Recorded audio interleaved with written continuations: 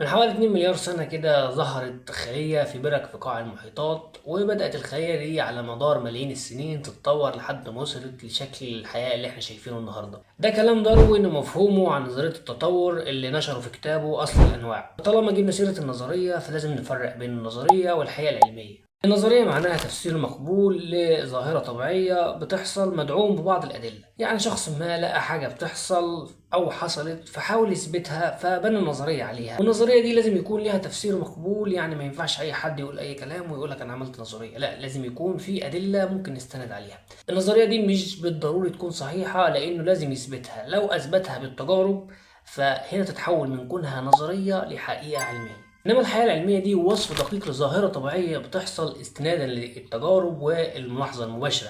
يعني لازم تثبتها في المعمل وتشوفها بعينك عشان تتاكد ان دي 100% حقيقه علميه.